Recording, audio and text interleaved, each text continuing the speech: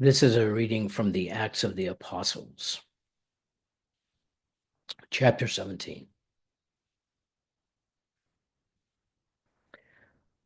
Paul had some days to wait at Athens for Silas and Timothy to arrive, and while he was there, his soul was exasperated at the sight of a city so completely idolatrous. He felt compelled to discuss the matter with the Jews in the synagogue, as well as with God-fearing Gentiles, and he even argued daily in the open marketplace with the passers-by. While he was speaking there, some Epicurean and Stoic philosophers came across him, and some of them remarked, "What is this cock sparrow trying to say?"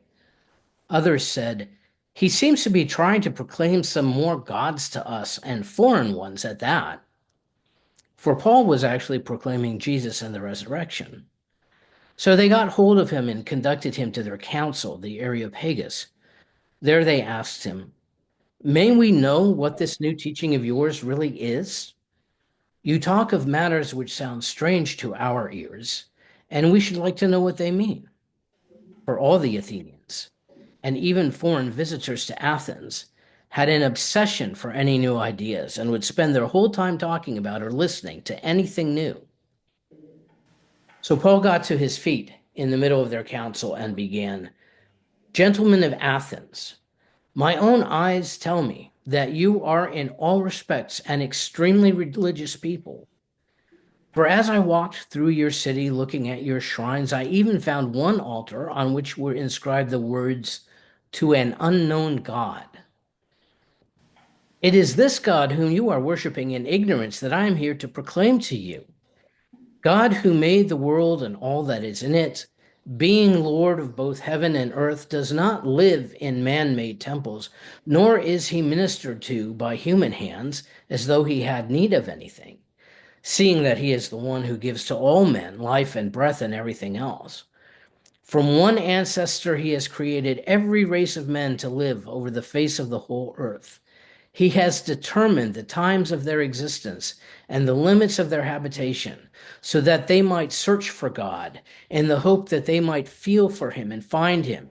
Yes, even though he is not far from any one of us. Indeed, it is in him that we live and move and have our being. Some of your own poets have endorsed this in the words, 'For we are indeed his children.'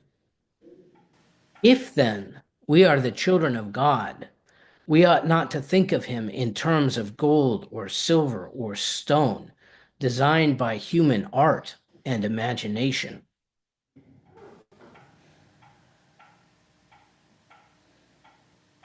This is an odd and fascinating little story set down in the middle of Acts. This story about the Athenians and their statue to an unknown god.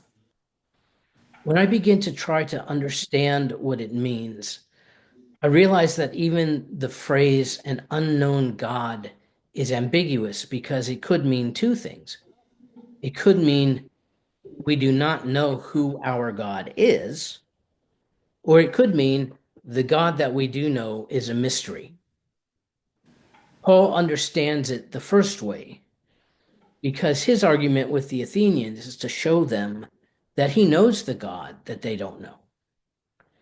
So when I try to understand this story, I start with Paul's idea that the Athenians have consciously created an idol to a god who has some controlling influence over them, but whose name and character they do not know. Then I try to imagine the whole story.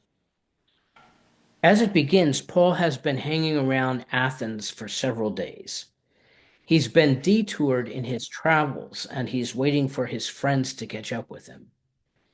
He started out in Thessalonica, but then the Thessalonians ran him out of town because he was a troublemaker. Then he made his way to Berea, and he was doing well there until a posse from Thessalonica showed up and began to turn the Bereans against him.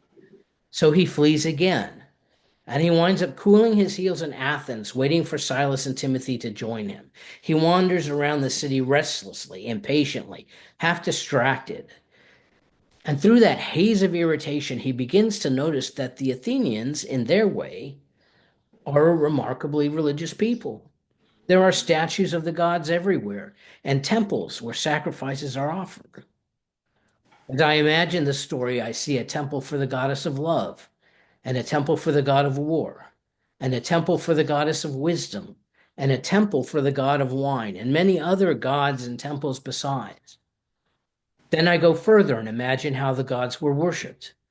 I assume that the average Athenian made a sacrifice to all of the gods occasionally, and quite frequently to the god or gods that he or she had especially adopted. If you were a farmer, you adopted the goddess of fertility, maybe. If you were a warrior, you tried hard to please the god of war. And so, as I imagine it, this idol to an unknown god is to make sure that you don't leave some god out by mistake, that you don't, for instance, fail to make an offering to the goddess of good food and suffer a year's worth of burnt steaks, or you don't forget the god of feet and become plagued by bunions and twisted ankles. This idol of the unknown God is to allow you to cover all your bases. In a certain way, the unknown God could easily be the God with control over what you most fear, because the unknown God is the one you cannot control. The other gods and goddesses represent aspects of life over which a human being is able to have a little influence. A man or woman could have some influence over these gods precisely because you did know them and you had a chance of knowing what they wanted. And so you could at least attempt to keep them happy. You could offer sacrifices. You could offer praise, offer sacrifices to the goddess of fertility, and you had a chance of getting rain. On the other hand, the unknown God, how could you possibly keep her happy? You don't know who she is to praise her, and you don't know what she wants as a sacrifice. So it seems to me that she or he, that unknown God, represents for those Athenians the aspect of life which they feel least able to control and therefore want to control most desperately. I think the Athenians are onto something with this idea of the unknown God. I think that what they've done is to make a very honest acknowledgement that whoever they say they worship and whoever they want to worship, in reality, they may worship some other god entirely. Because it may be that while they want to honor Zeus, the father of all the other gods, in reality, they are far more concerned with the quality of the food they eat than they are with praising Zeus. In reality, it may be that the goddess of good food is their true concern, or perhaps the god of the house, or of sandals, or of shields. I think the Athenians are onto something when they acknowledge both that they may not know where they really place their faith, and also they may not know where it is best to place it.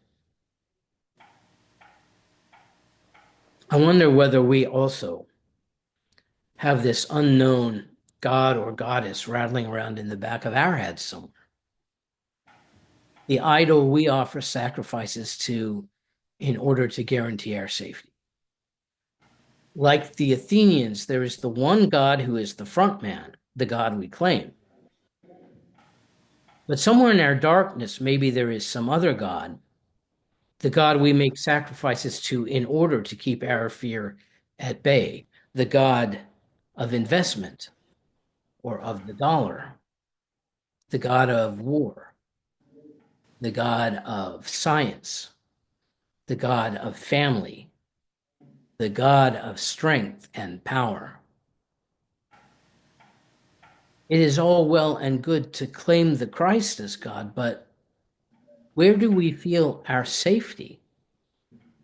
Where do we actually place our trust? Is it in the experience that we have of God with us, of Emmanuel? Or is our real trust in Social Security and in IRA? Back in Athens, Paul takes a look at these people trying so hard to have all the bases covered. He knows that they love to think, that ideas appeal to them. And so he uses their own system. He tries to reason them into an understanding about this unknown God.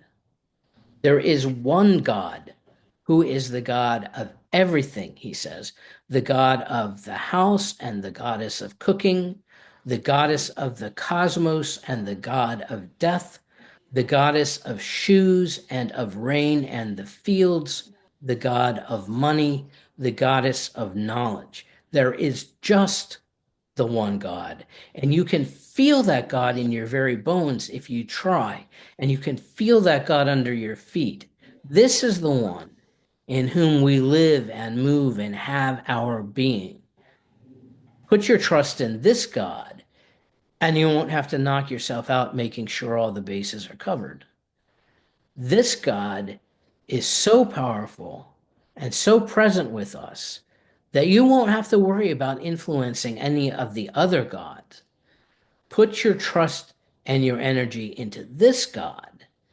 And all those other places you're afraid of, all those other places you want to control, those will turn out okay also. This God, this one God, will take care of them all. That's the basic message that Yahweh gave to Israel and that Jesus gave to Jerusalem and Galilee. I think it is the message that the inward Christ continues to try to speak to us when we listen. But I'm also convinced that I, at least, keep hedging my bets the way the Athenians did.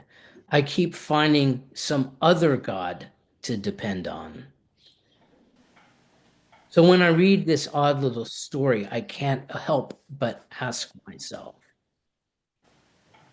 to whom or what do I really turn to protect me from what I fear? Where do I spend my time looking when I need to find light in the darkness? In the place where the light actually is, or in actions and locations which give only a false glow?